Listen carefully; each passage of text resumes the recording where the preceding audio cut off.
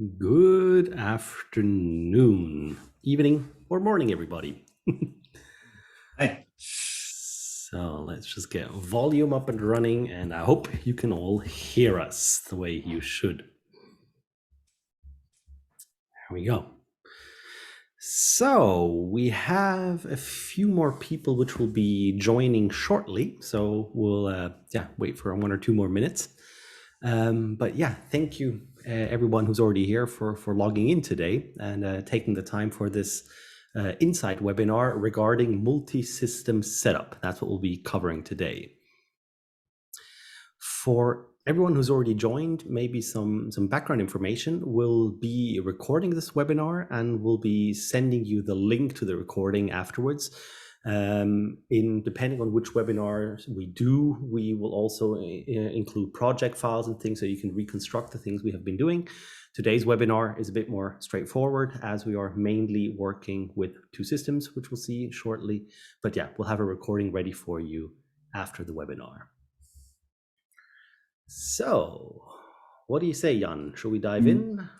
We can dive in. We can also mention that we have this little Q&A button that everyone should see. So if you have questions, feel free anytime to write us a message. We'll try to answer it right away or during the course of the webinar. And I think we're good to go. And if there's other people joining, we'll be fine, I guess. Well, you have to join in. Okay. Yeah. So we'll be talking about one of the core concepts and core features of Vertex today. It's the multi-user, multi-session setup. The term sounds quite big and quite complex. Most of the work is done under the hood, so that the user itself, all you have to take care of is setting it up correctly and knowing a few things where files are being located, how to connect from A to B, or from a master to a session member, or a session member to a master. That's how we call the individual systems. And as Martin mentioned, we have 2 systems that we will be controlling and remoting into. And I guess we'll start with something very simple. We'll just start with the installer. Just to explain a few things on that end. So I guess since I'm running on a remote machine in Switzerland and I'm in Germany right now, so let's see if I got the right installer here. I guess so. And I think we can also maybe in the chat or later on also provide you the link to either this installer or the latest one, since we always work with the latest versions. But in terms of session setup, it should be pretty similar to the current version that is online. Okay, so there we go. That was faster than I expected. Okay, started it twice. The joy of Windows 11. Obviously, for some reason, there wasn't the security administrator pop-up. Normally, there should be one. That machine is disabled. It's disabled. That doesn't. It's actually the same thing on Windows 10. There's the user account settings, which has different levels, which on our test machine here is turned off. Okay. And as you can see, basically Vertex, we're testing it under Windows 11, the first builds, as we move along. So don't be confused as why Windows looks a bit different than you may be used to it until now. Yeah. Regarding Windows 11, most of the standard features of Vertex seem to run fine. We have to look at like third-party components that might require certain dependencies or Visual Studio redistributions, if these all work okay. So this is something that we'll figure out over time or by user feedback. Okay. So one important thing about the installer is the default project path that you can set up here. And this is a setting that is stored in the system. You can change it later on in Vertex, but it's always a good practice or best practice to set it to the location and especially to the drive where you want to store your project files, especially if you're using the content sync. So if videos get transferred from another system to this one, you want to define on which partition or on which drive you want to locate your files or your project files, especially all your cached files. since these can get quite huge. So it's a good practice to set it up initially, and for every installer that you start, it will remember it and you don't have to type it in all the time. There's also a mechanism to use a remote deploy, which we won't cover today. This is in here, which will require an additional tool. But I guess for Windows 11, I think I need to skip the redistributable check in this case, since there are newer ones already in here. And the VNC admin and shortcuts as admin, you don't have to enable it unless you need them. They're mainly for if you run Vertex as a web server, then it's useful to have the shortcuts as administrator. And if you want to use the built-in VNC client and server, it might make sense to set VNC admin access as well. So, okay, we'll just run the installer real quick. And once that's done, it will first basically copy all its files. And with every installer, Vertex installs a background service, which is our discovery service. So that if we can switch to the master machine real quick. So on the master machine, I have an empty project open, and if I go to my system. Here, I see on the available systems, I see my two machines. So I see myself. So the machine name is ioverso with that IP address, and the Razor is currently installing, and it's also inactive. That means Vertex is not running on the system yet, but it's present. The machine is present, and that's because the background service is already here. You can find the background service down here. That's the little Vertex icon. And yeah, now that the installer is finished, it will also have updated the background service. The background service, as you see here, this is that's how you can access it. You can restart it or even exit it if you don't want it to run. You might want to restart the service if you work with laptops and you turn on and off your Wi-Fi's or your networks multiple times. Sometimes it won't pick up, but it should.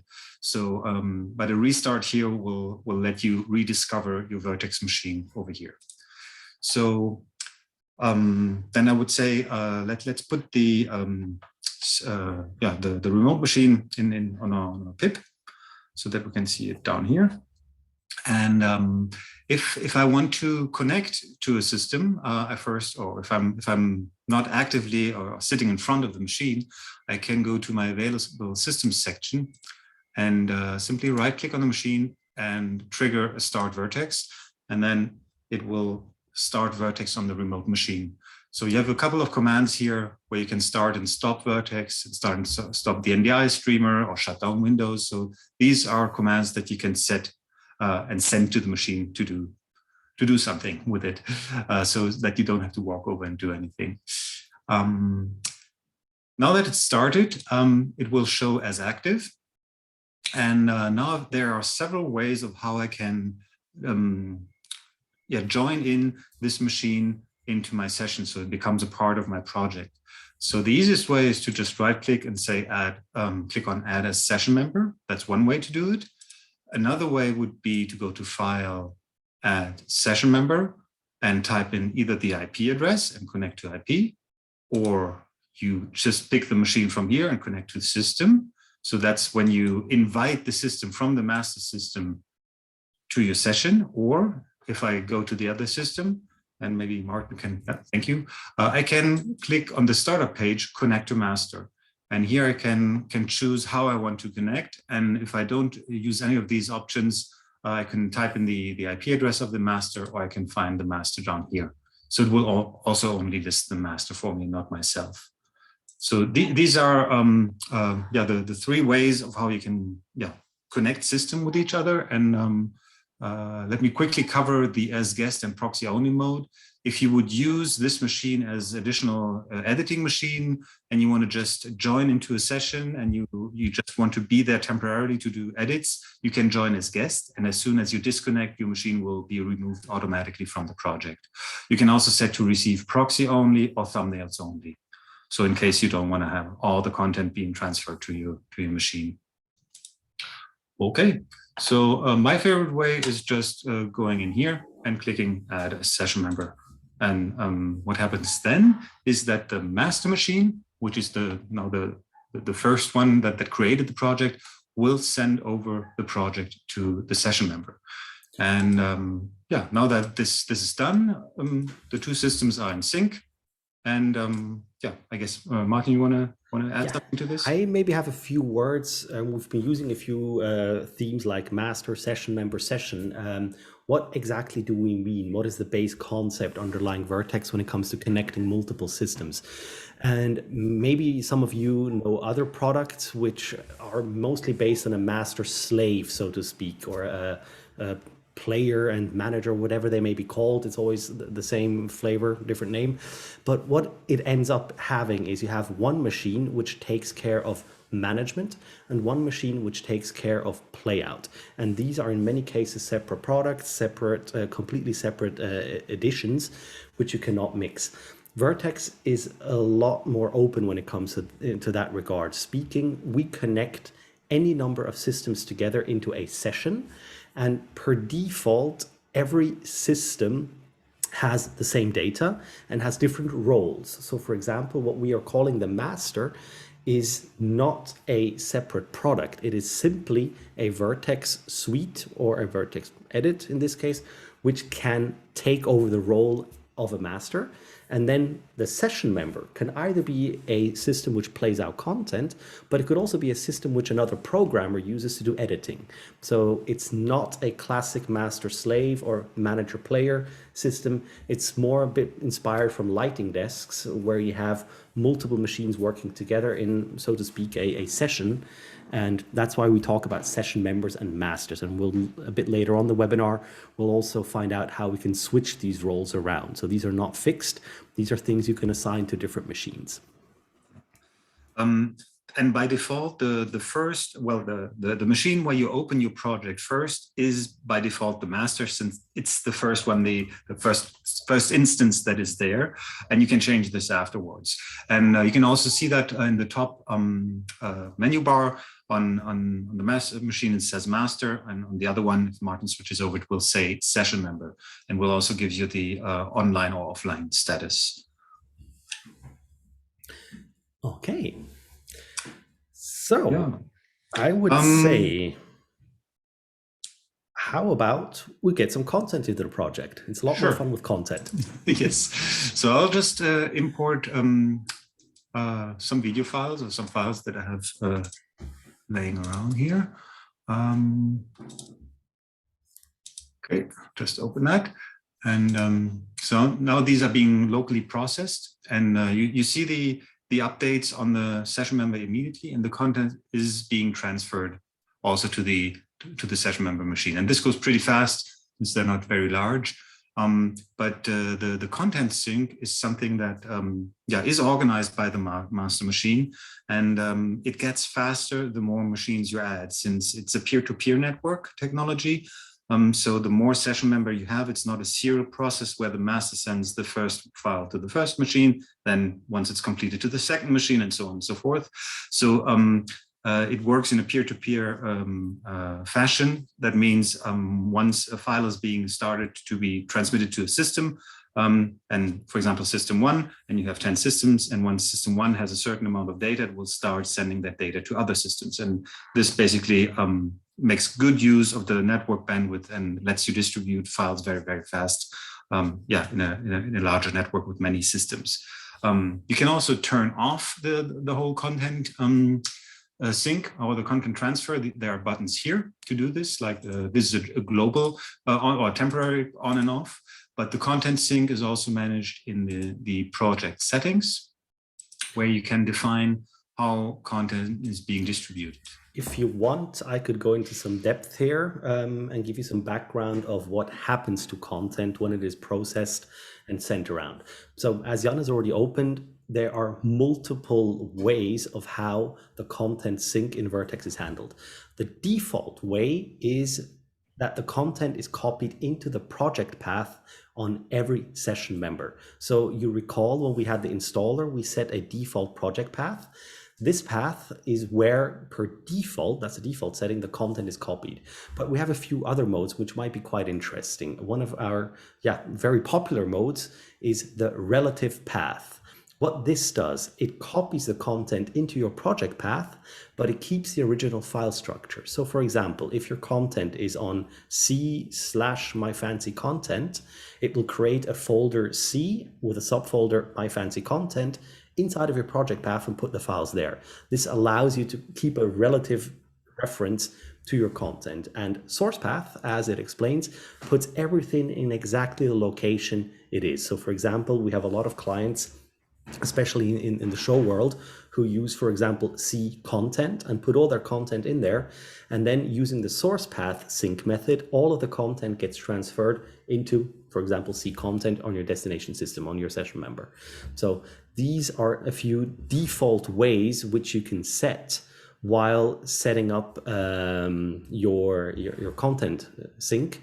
And these are managed inside of your project settings, which you can find under Edit. Then jump into project settings, and down here you can find the default sync modes. Per default, Vertex will sync content everywhere. So every system, if you do not change this, will get the content. There are some properties which you can set on the base of the system. So we were talking about proxy files a little second ago. We're just going to cover this very shortly. We have our beautiful cars clip here.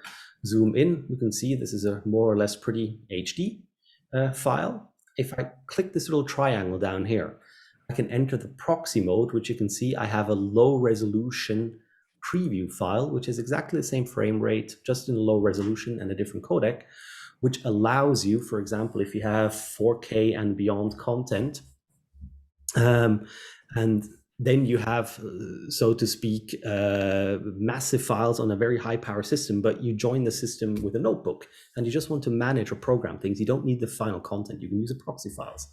And this, for example, is a property which I can click on my system. I can go to my inspector over here. And if you're lazy like me and can't remember where settings are, there's a little search field in here, which I can, for example, now just type in the word proxy, and it will recommend all of the settings I can change which have to do with proxy. So in my case, I can say sync proxy files only. And if I would turn this on, this system would only get the proxy files and no other files. So there's different ways of doing that. And we'll also dive in a bit deeper later on how you can specify how you want to sync content to only certain systems and not to every system out. That's what I wanted to cover next. So we call these targets content targets, or sync targets, and you can set them up afterwards, which doesn't make much sense unless your systems were not connected yet. So imagine you've set up all your content structure first and you haven't connected your systems. Then you could define per system on which or per content on which system it should be distributed. Right now, there's no target system, but no target system means in the default mode called all or targets, that's this one here, means if there's no target set, the content will be transferred to any machine. If we set targets only, then, targets only, then the content will all content will only be transferred to the targets. And how to create a target system is I could simply create or drag and drop my system over here. And now I have one target system group, but I could also create a collection of systems over here. And for example, I could drag in this system and maybe others and use the collection as target. So, but the normal workflow is that you do not do this afterwards, so that normally you want to bring your content in and then define where content should go. So there's multiple levels of how you can import, or multiple ways of how you can import content. So you can import content from the file menu, and then it will use all or no target.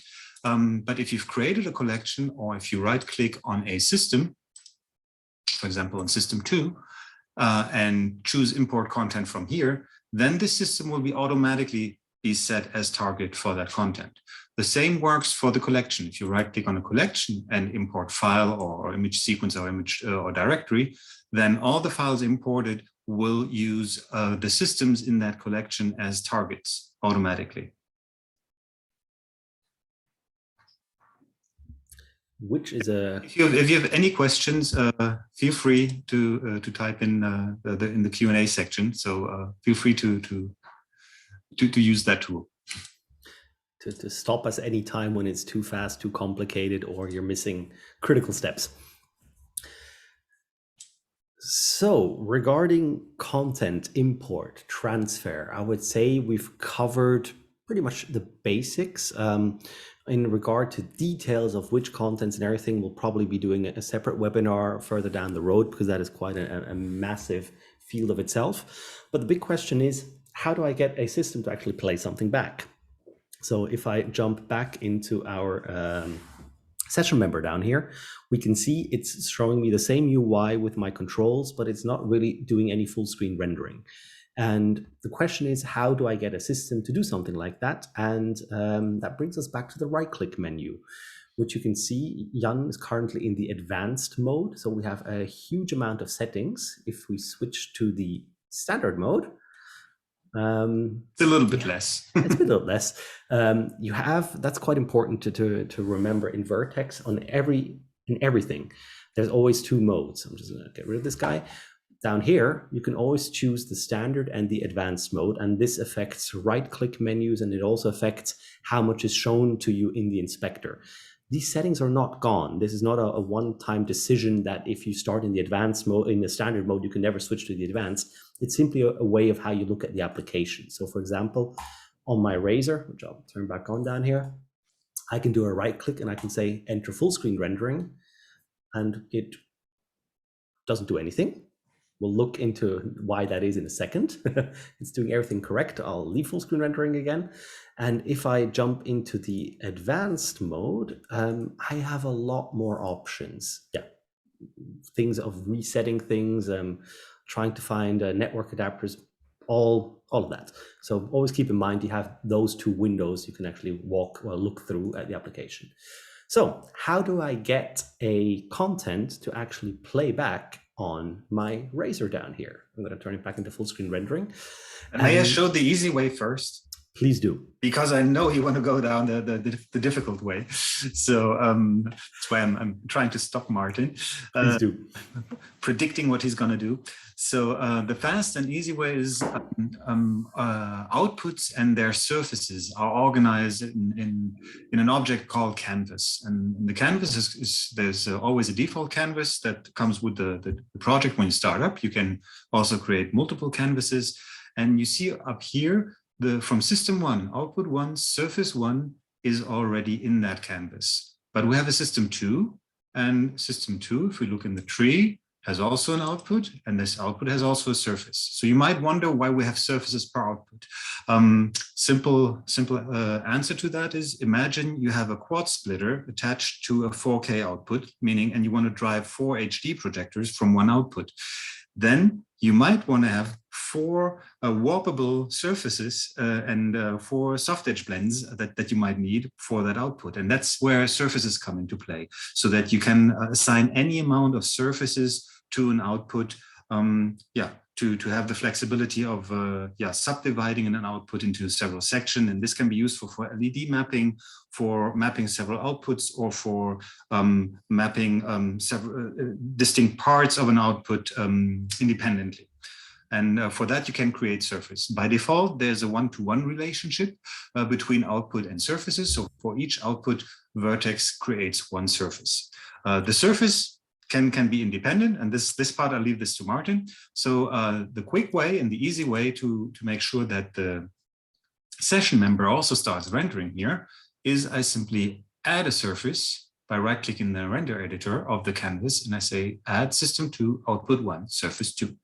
And once I do that, the second system starts rendering. And now we can do the difficult part. No, I'm actually going to go a step back, and I would like to clarify a few words. So what are surfaces, canvases, and outputs? And how are the relations between these things? So Every system, as you can see here, has a output. That is the physical plug on your graphic card, which plays out pixeled content. Then we have what we call a canvas. And you can think of this as an per se unlimited three-dimensional compositing space in which you can arrange videos, you can arrange 3D objects. It's really what the artist has to paint. It's a canvas.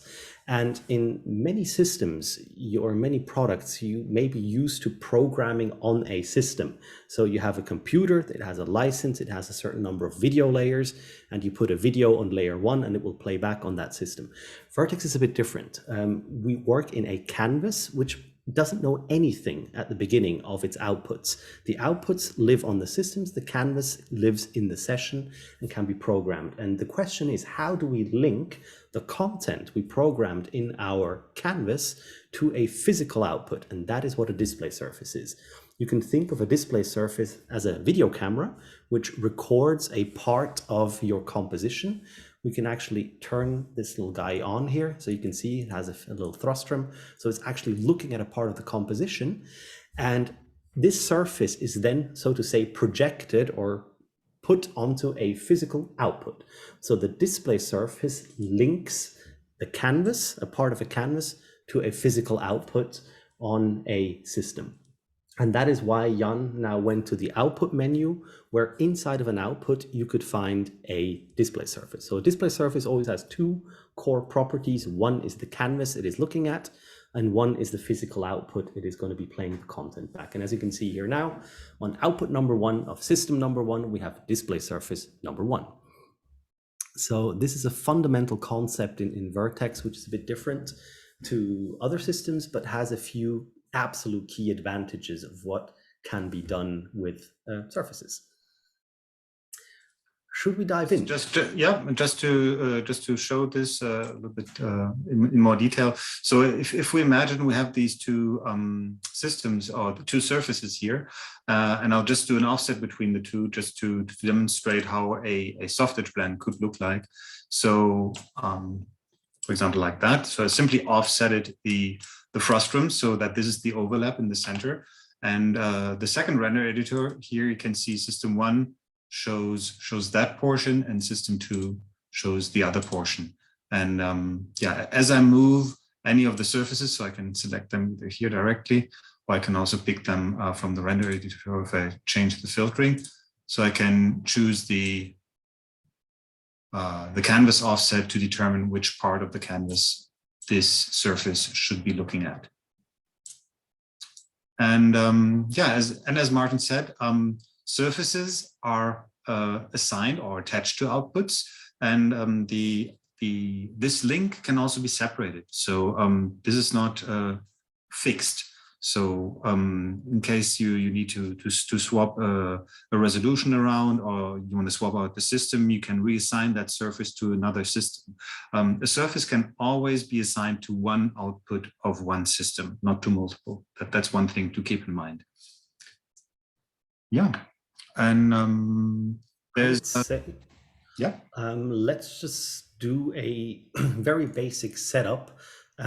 If you ever kind of messed up your interface and want to get back to a default, a little tip: always go to Workspace Live, and it will reset the application to a, so to speak, a default state. I'm going to go to the Project Explorer over here, where I can see my surfaces, and I'm going to select the two, and I'm going to delete them. So we'll start from scratch. So you can see session member empty, everything empty. This is my canvas with a bit of cars, but I would like to have a test pattern so I can see what I'm doing. So I'll go into patterns, say add test pattern. This will generate a pattern in HD, which of course I could select the pattern, give it any resolution I would like.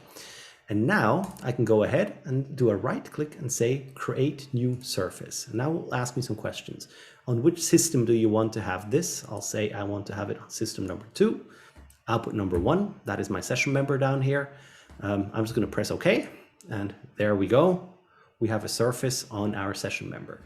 And now we can, of course, do some changes. So I can go in here, say create surface again, go to my system number 2 and say, OK, I want to sample an HD texture. This is my texture size. That is what I'm So sampling. you're creating a new texture. You deleted the texture, yes, surface, and you're creating a new surface right now. Exactly. As you can see here, surfaces are empty, and I'm creating a new one, which I'm telling it to sample an HD area on my canvas at the location 0, 0. So it's going to be centered in my case and in HD size. And the plane size and output location defines what this will look like on my physical output. And just for the fun of it, I'm just going to divide this by 10. So let's say I have an LED processor somewhere, and I want to have it at 1/10 of the size, also at 0, 0. I'll go ahead, press OK. And now you can see I have the HD texture sampled, but displayed at 1/10 of the size on my output. And this gives you a basic understanding of what you can do with these display surfaces. For example, if you're doing LED processor layouts, which may be different resolutions or maybe complex, you can solve this in a simple way over a display surface. Or, for example, you have an application which one signal goes to an LED wall, but you want to have a, let's say, preview feed, which goes over a separate output and is spread out over a few screens. You can have multiple display surfaces on top of each other, looking at the same canvas, and thus composite the way your content reaches your outputs. Did I forget anything in this, Jan? No, that covers pretty much the basics. And one more step that is sometimes important is if you go to the system output setup, we should mention this one as well. So this one shows you the desktop setup of your system, how it's currently being detected. And sometimes you might change your resolution around afterwards, and then it might make sense to reset your outputs. This means that the output will be resized to the way how Windows detects them, and as they might have changed. And then you can reassign the surfaces, since the surfaces will not be gone, but you will need to reassign them to the outputs where you want to have them. So that's where this reset output button can become handy. In case your resolution changes on your system. But on the other side, you can also do this all manually. So if we look at a system itself has it's the render.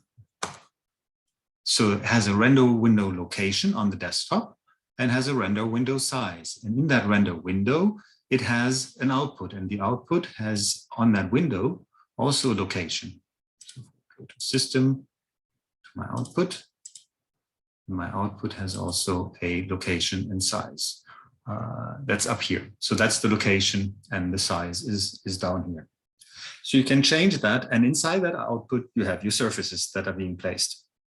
So these three levels are there. If you use reset outputs, it does the output sizing and location for you, so you don't have to type it all in, but you can change it all manually. So it's all there. So it's not something that you cannot access yourself. Okay. I would like to spend a few words on render load and distributing this. So how do I make sure that not all of my computers are going to be completely dying? For this, I'll do a very, very fast setup. So I'm going to go into my canvas. I'm just going to type in ×2 to make it double the width. There we go. Then I'm going to go into my display surfaces. I have one display surface over here. I'm going to give this a canvas offset of -960. I think they're not assigned. Are they assigned already? They are assigned, yeah. And okay, 960. Okay. Oh, sorry. There we go. The wrong dimension. There we go. So I've now made two display surfaces. I'll just move out a bit so you can see. So speak two cameras looking at something.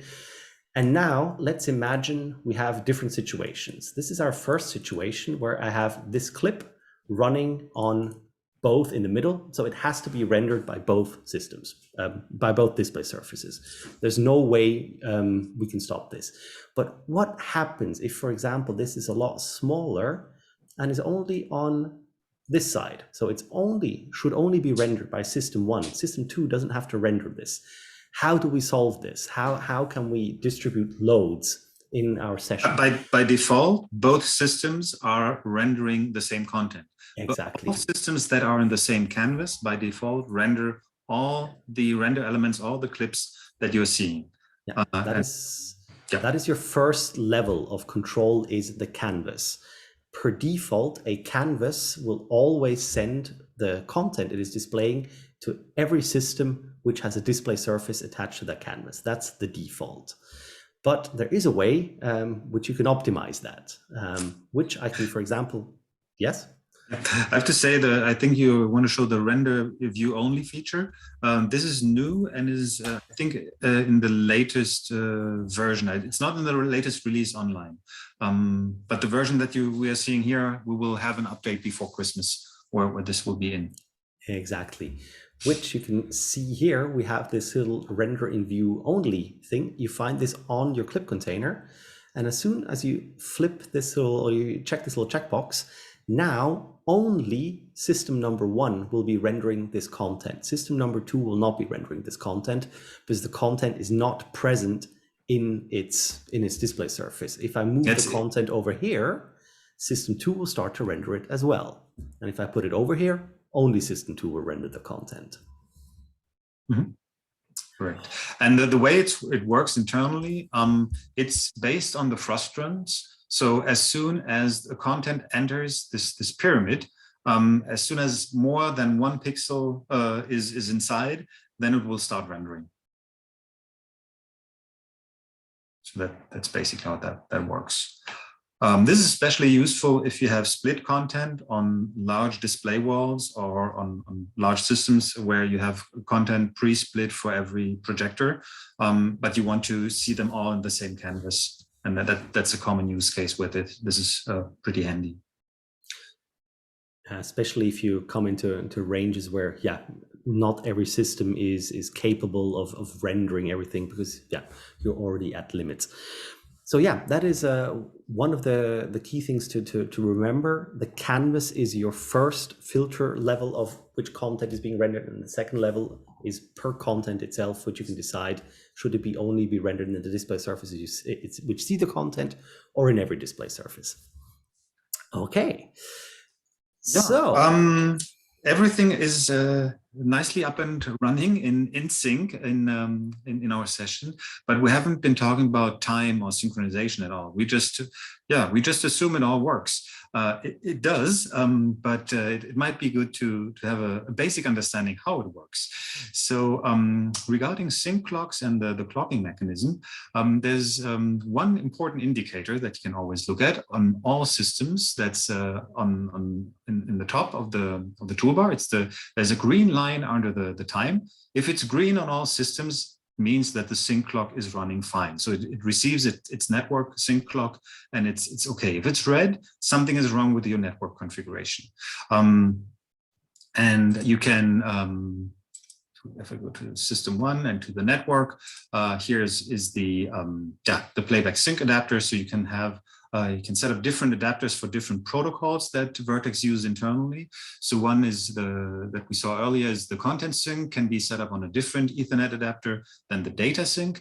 Data sync is basically everything we do, every change we do, like property changes, like if I move the now pointer around. This is all data sync. This is just control sync. And playback sync is the time. And if something might be wrong, is red, so it might be that adapter that has a problem. By default, most of the time you would have them probably on the same adapter, but if it comes to DMX repeating or using a web server on a different adapter, then you might set it up differently. Vertex is designed so that we can use multiple adapters and assign them to different for different protocols and also devices, which we'll talk about later. So the playback sync adapter is the one for the clock. Then, since you might wonder which system is the master clock, this is set up in the project settings. We go back to edit project settings. We've been here a lot today, and then I'll go on TeamViewer so that I can follow this a little bit faster. So sync clock source. And here you can choose which system is your master clock. It doesn't have to be the master. It can be a different system. This may be important if you have a separate audio system doing all your audio and you want to use your audio system as your sync clock source. Then you would choose the audio system as sync clock source here.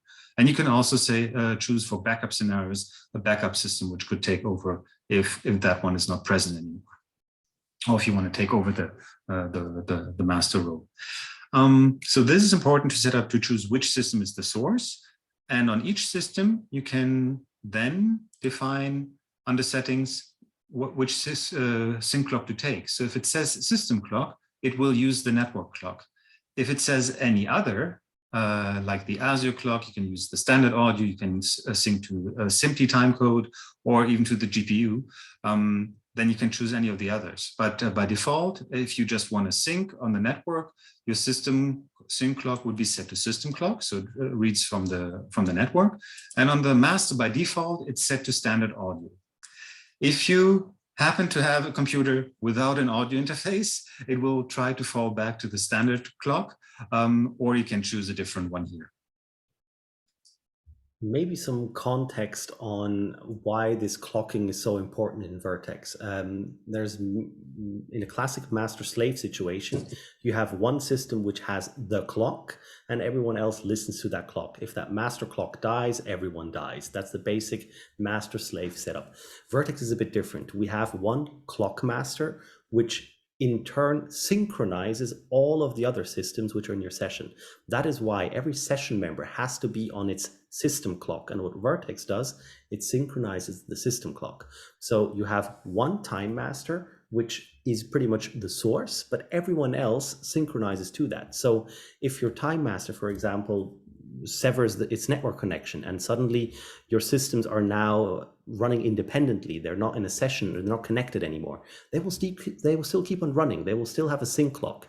It will drift apart over time, of course, but it's not that we share one central clock to every system, it's that we synchronize every clock in our session. And yeah, that is the reason why we use the standard audio device on, per default, the master system, which simply gives you the most precise clock possible. As soon as you add an audio device, so if I go to my system one and I, for example, select my virtual sound card in here, there I go, I would now, sorry, I haven't started my sound card yet, but it would switch to the ASIO audio automatically. So we take away a lot of work for you, but there are certain situations where you want to spend some time on your sync clock menu, especially, for example, when you want to sync to timecode, or if you want to sync to a GPU sync. So you can also gen lock multiple GPUs in systems and then synchronize the Vertex render engine to the gen lock, which is being fed, for example, to play back content on very large scale LED walls. Okay. Yeah, we mentioned backup a couple of times, and I guess it's time to just explain this a little bit. There's a backup menu up here. If we click on it, it lets us take over master role. Okay, but before I just click on it, I'd rather explain what kind of backup modes there are behind it. Vertex supports two modes. One is a full redundant mode, and one is a partial mode. And by default, the partial mode allows you to assign a master to any system that is in the session. So I could, and that's also where we saw this early in the project settings, that I could, what was it? Could set up the backup sync clock source, and down here there's the, backup mode. So here's the partial mode or the redundant mode. If I switch to redundant mode, it's a different kind of setup. So I'll explain this one first. In redundant mode, let's assume we have two masters and two sets of session members. Let's say we have 5 session members that are responsible for show playout. So we have in total 2 masters, and with each 5 session members, that means 12 systems. So and for during rehearsal or during programming, I want to have all of them in one session so that every system gets the data. But during show mode, I want to separate them into 2 groups, so I can work in 2 groups, and disconnect the backup group from the master group. And in case the master group fails, I simply keep working with the backup group. That's the redundant mode. And in the redundant mode, there's a checkbox on the system where I can say I'm a backup system or I'm a backup master. So, and in the partial mode, it's a little bit different. Here you could have a setup of, you could have one master and 5 systems, and maybe a 6th system that acts as your replacement, as your backup system. And the 6th system could take over the master role or could take over any other role of another system. And the master role is easy to take it over. This is done in partial mode by going to onto the machine, going in the backup menu and clicking on take over master role. And to switch the rendering role, what a system is rendering, we'll have a look at the render system, or just type in system. There are system properties. So there's an audio system and there's a render system. I've selected system 2, and system 2 is rendering system 2, but I could tell system 2 to render system 1. So I could do this easily by simply dragging and dropping the render system here. And now system 2 will render exactly the same thing as system 1. So if I just take this guy here, now they're doing the same thing, even though they're 2 different systems. So it acts like system 1. That's how you can change the role in that case. And this can be scripted. So in order to script this, I can go in, just open the script editor to create a script for that. And you could put this on a button in a control view, of course. So just add a new script. Okay, could say system 2, settings, render system, there we go. Got value equals system 2. So I'll switch it back to where it was before. So, and this is how you can create any kind of scripts to switch the roles and what systems are rendering, either on the audio side or on the video side. Yeah, pretty powerful way to create backups, which you don't have to have a full redundant setup with the same amount of machines as you have as main playout as backup, but can simply switch around. What's to remember there, it makes a lot of sense to have systems running the same resolutions and same frame rates and same amount of outputs. So if you have a 4 output system, of course, you should have a 4 output system to back it up. If you don't have that, you can always also assign a different system to an individual display surface. You can see here, this display surface is running on system 1, output 1, and I could now do exactly the same thing and drag and drop a different output to an individual surface. And this, of course, you could script as well. But the big lever, so to speak, is the render system, which flips a whole system. But you can, of course, do it per surface as well. Yeah, and speaking about systems and where processing is located, we haven't talked about devices yet. And I have, Jan, let me just stop you quickly. Yeah, we have a very interesting question. Can we trigger something like this on system failure? And yes, we can. If you click on a system inside of Vertex, there's an info tab. So let me just jump into here. I'll go to system number 2. And here I find a info tab, which gives me information about the system. What is it doing? For example, we have the render FPS, which on my Razer notebook, I didn't even know that it's that fast, is fast. But I could now, for example, take this value, use a wiring. I'll just do this. Or a trigger. Or a trigger. Case, yeah. Put it into there, drag and drop my average FPS as a source property, and give it a condition, say if it drops below 60, whatever, and then I could trigger a script. So that's one way how you can automate a backup scenario. And in maybe some of you have seen our betas, we have a node system coming up next year, which then you could also do this kind of logic in a node system to trigger a backup in a system failure, or if a system fails. Yeah, the average FPS is certainly one of the most important ones to look at. You could also combine this with the connection state if it's still connected, with the sync log state if it's still okay. So there's various reasons why things could go wrong, but you could script this and or wire this together with the trigger editor or even the wiring, and set your own thresholds and limits. Yeah, the average FPS have proven to be the pretty much main factor. If that drops significantly, then it doesn't matter where the problem is coming from. You need to switch the system. Yeah. Okay. Now off to devices. Yeah. So if you have a device connected to you in your session, it's just one of the system that maintains or is responsible for the connection. So if we do something simple like a TCP client, so just to add a TCP client here to my project. Since I added it on the master system, if I go to my devices, in my device session, I will see the host system. So the system that hosts and organizes the connection is system 1. And this is also important to know that most devices cannot handle multiple connections. That's why in a backup switching scenario, you might want to switch the host systems of your devices as well. So this is something to keep in mind. That's why I wanted to mention this. And then you can do a reconnect on the new machine. Or we have some installations which they build up connections to multiple systems at the same time. Just for example, we have a lot of Crestron and AMX installations which then control Vertex. And as you can see, each device has a enabled or disabled state. So we have a lot of installations where per default the Crestron system has multiple network connections because Crestron isn't really capable of having a backup network connection. They don't know that when it comes to Vertex. So they just have multiple connections to multiple systems.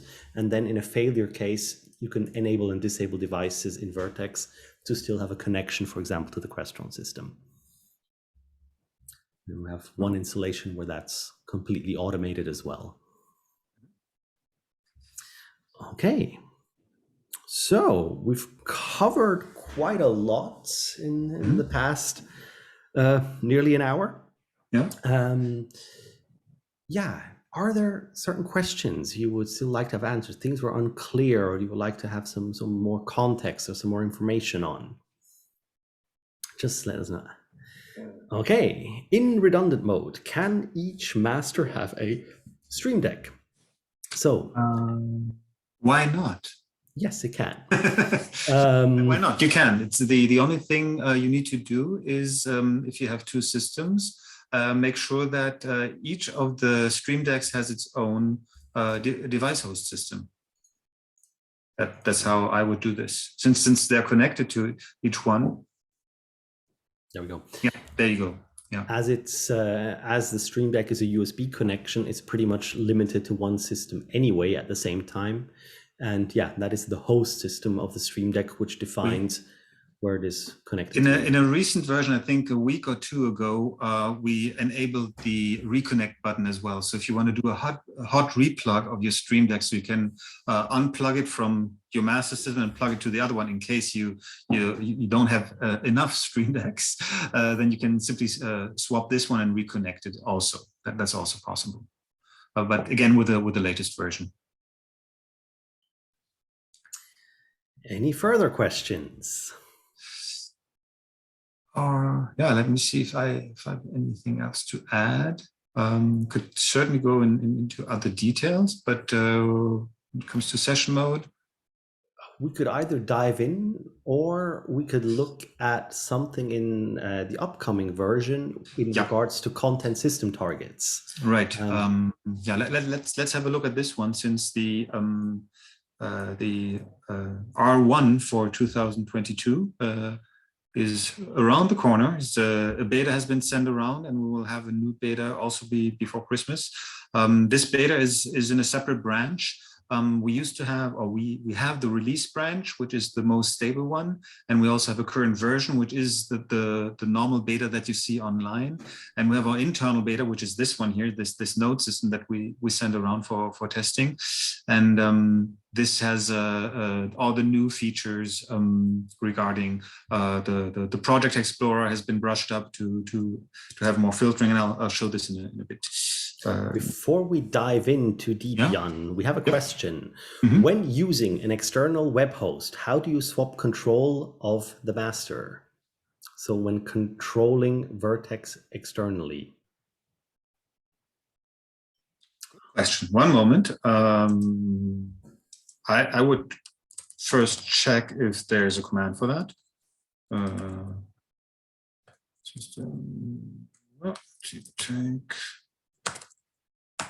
One practice is to hit Control Space in the command section to see all the commands. See, backup. I think we need to add another command for that. System1. Does it say? No. No, there's no command for that. We should add that. That's a good point. So that you would you could do two things. So if you have an external, what exactly do you mean by web host? Do you mean a web page or a browser that is connected to one of the systems? Maybe. Your control is the first answer we have. Okay. So you're either referring to the control view itself that is being hosted in a web page. So with that you could we should add a command that that you connect to the two systems. So you'd need to have a connection to both masters that you basically trigger the takeover. But in a redundant setup, normally the redundant setup means that you have two sets of systems, so that they are independently anyway. So it's more the question, the partial setup, when you want to swap the master over to another system. And if you have a second, since every system can host the control views as web pages, so every system could initiate that command locally, once we add it, of course. Okay. I guess I hope this answers your question. Yeah. And otherwise, we'll definitely be covering this on a one-to-one. Okay, welcome to the internal beta version of our node system and a few other funny things. I quickly take a note about the takeover master script. We add one. While you add content, and I'll just quickly take over. So imagine we have multiple systems, and I'll just add some systems that have not been connected yet, just by adding new. These are just dummy systems that I'm adding here. Okay, and if we look at our content, the content could have targets, as we've seen earlier in the settings, and but the new version will have a content or a target systems monitor where we can filter and see for every item, whether it's schedules, timers, trigger, or content. We can also set the filter only to content. So, and since we are in all our target mode by default, they're all green, so they're all targets. But I could define a target system. So system one is now the target and the others are not. So I could simply by right-clicking assign targets here.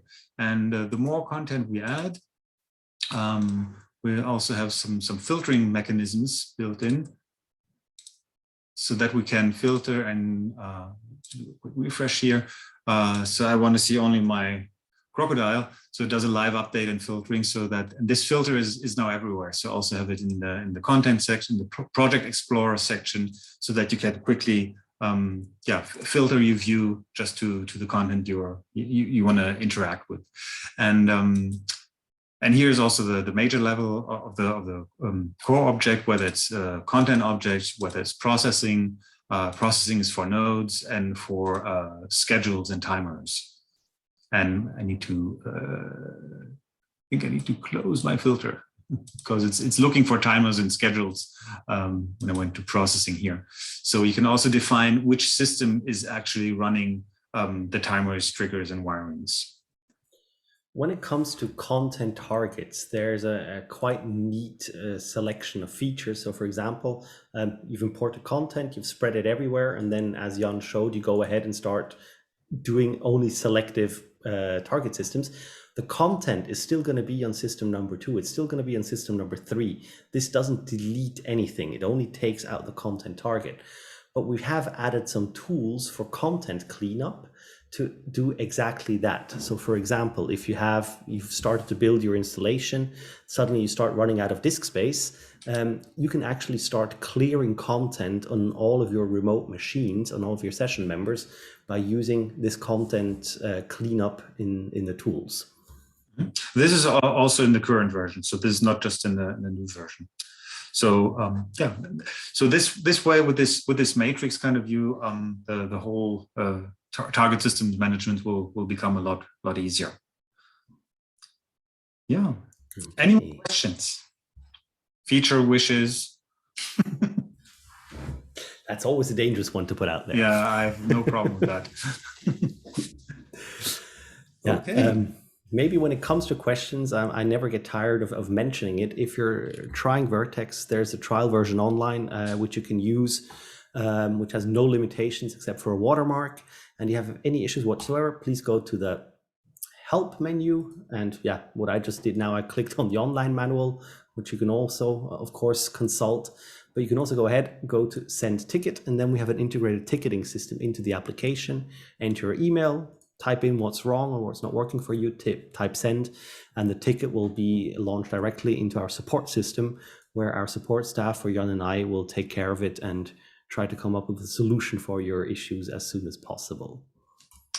There's been one off-topic question regarding integration with the Unreal Engine. The answer is yes. The integration we've done up until now is there are devices to send and receive data to Unreal, so that you can send property data over. And this can be found in the library section. There should be an Unreal device here. That's new version. It doesn't have. You're under video effects. Yeah. Thank you. In the wrong section. Unreal.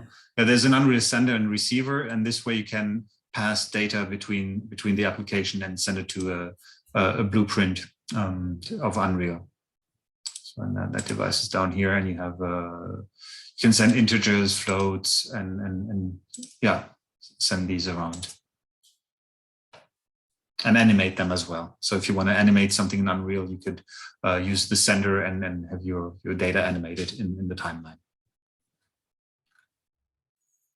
Okay.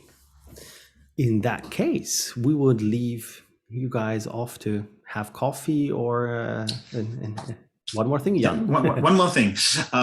Since not everyone knows it, if you're playing with the trial or demo version that is available for download, the session mode is also possible and enabled in the trial version. So you can connect trial versions with trial versions. You cannot connect a licensed version with a trial version, so these two don't match. But trial versions support that too. So if you want to do any sync testing or network session tests with two computers, simply install Vertex on the two of them, and then you can play around and test this and try this out for yourself. And what's also in that context important, you can of course open a project which you've built on a licensed version. You can open it in a trial version, edit it, for example, in your hotel room, save it, and then put it back onto a computer with a license. That's no problem at all. So they're completely compatible, the two. And also there's no separate installer for the trial version. It's exactly the same thing. Only the license defines which role is activated, so to speak. Okay. I think that covered it pretty much. We'll have the next upcoming webinars are for January. We'll publish the dates shortly, and the topic is compositing on the exactly. We'll be spending a lot of time looking at timelines, keyframe animations, playlists, nested timelines. Yeah, how to composite in Vertex, how to use the real-time compositing functionality which the application offers. That will be in January, also in German and English. And we also like to point out we have two formats which we offer as webinars. We have the insight webinars, which we're in today, which are very technical. And then we have what we call the solution talks, which are more of a broad, we'll talk about solutions on what can be done with the application without necessarily doing a deep dive how it is done. So this is really for the technical experts, and the solution talks are more for planners and just the general understanding of the application. Okay, so thank you very, very much for your time. It was an absolute pleasure, and yeah, hope to see each other again in January. See you soon. Take care. Thank you very much. Bye-bye.